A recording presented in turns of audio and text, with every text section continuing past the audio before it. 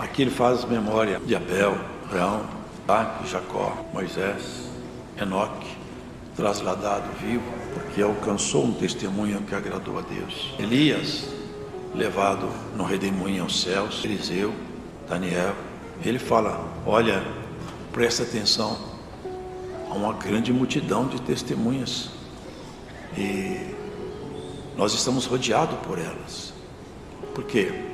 Elas têm muito a ver conosco, porque eles creram em Deus como nós, eles eram humanos como nós. Elias era um homem semelhante a nós, sujeito às mesmas paixões, sentimentos, só que ele firmou-se no Senhor com tamanha segurança que ele fez prodígio em nome do Senhor.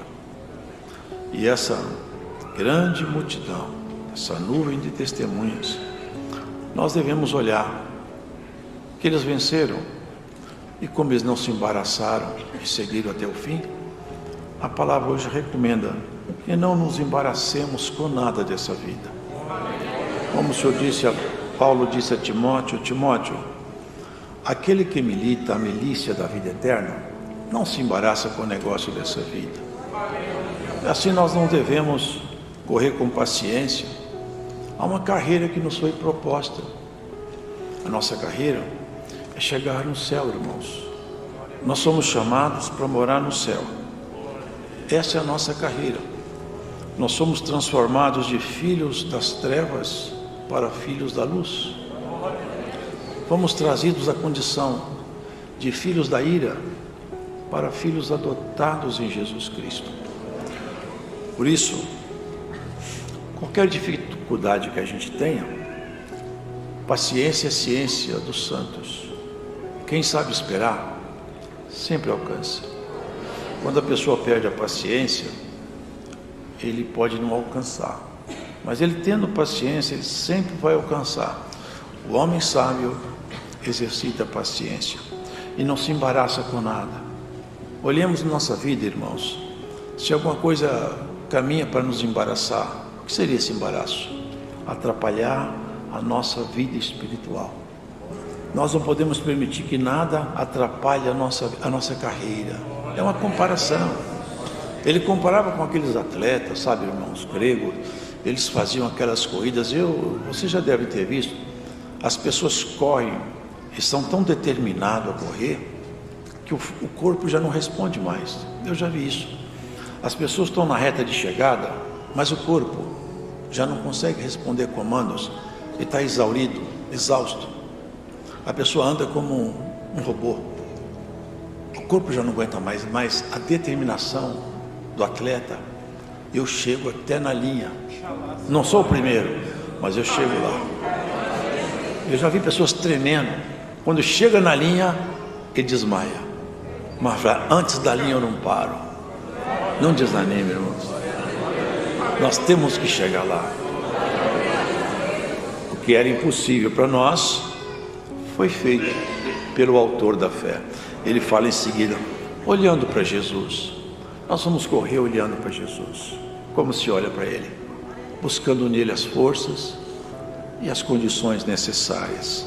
Autor e consumador da fé, o qual pelo gozo que lhe estava proposto suportou a cruz, desprezando a afronta. Irmãos,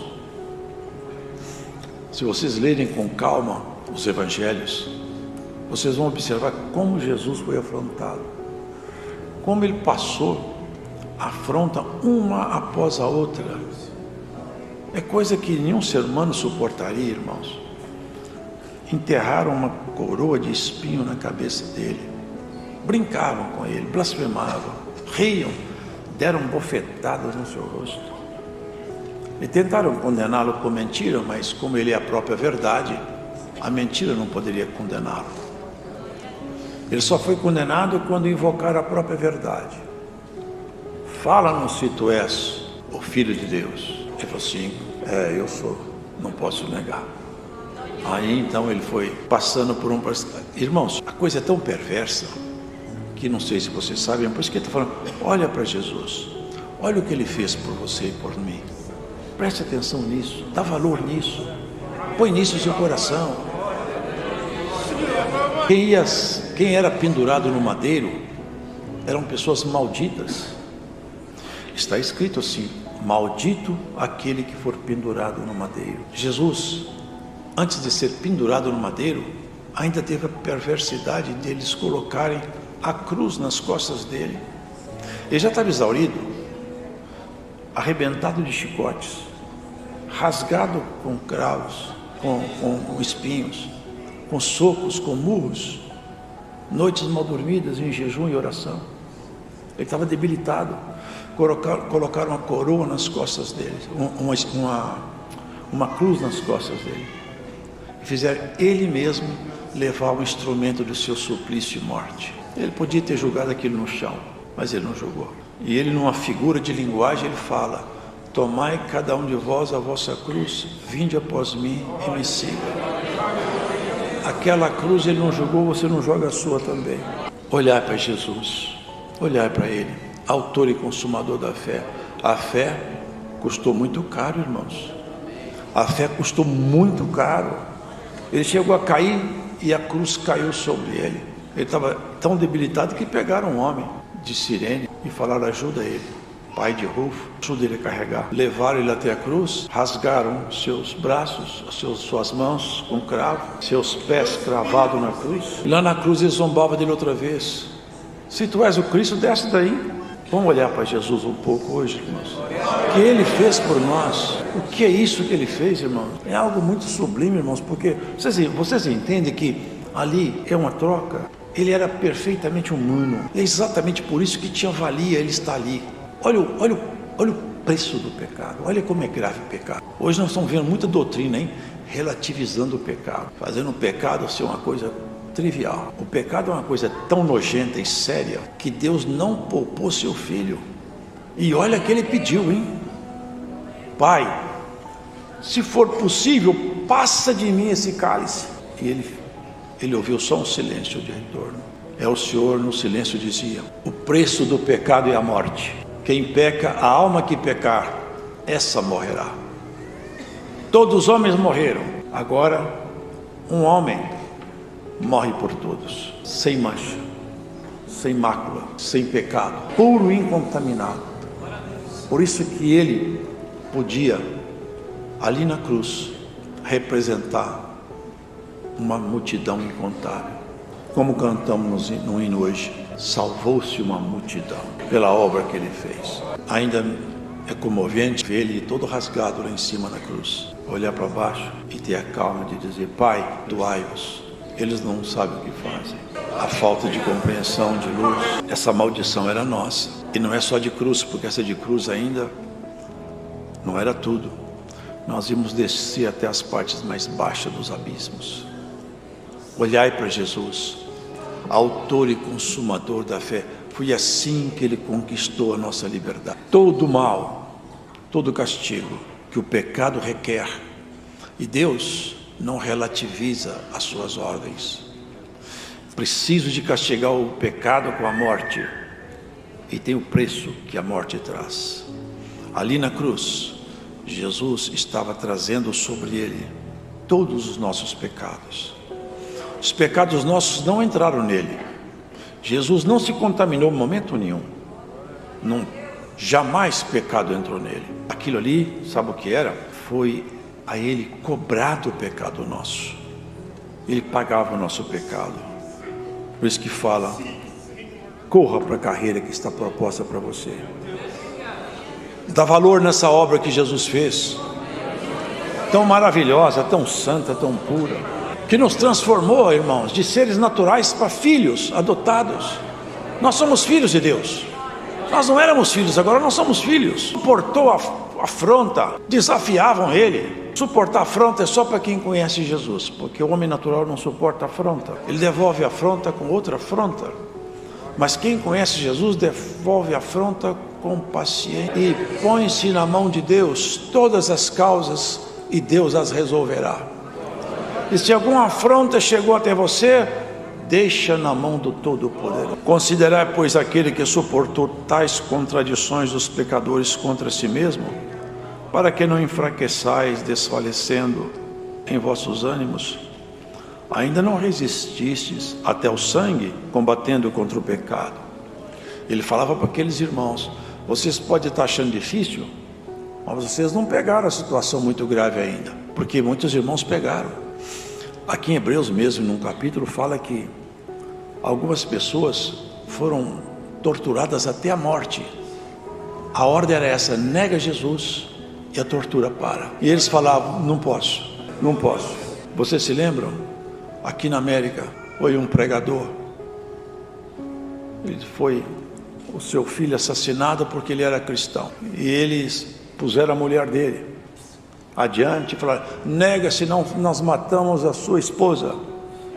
E ela gritou: não nega, deixa que me mate, e não nega. Nós corremos por tudo parece difícil para nós não resistimos até o sangue ainda não, irmãos. Teve irmãos nossos que foram julgados na arena para Leão, lá em Roma. Eles ajoelhavam e cantavam hinos, a ponto dos imperadores se incomodarem. Esses homens cantam aí na hora de morrer. Recebe por essa palavra o peso, o valor dessa caminhada sua que está proposta. Não desanima, não corra da guerra, não ache difícil porque está fácil.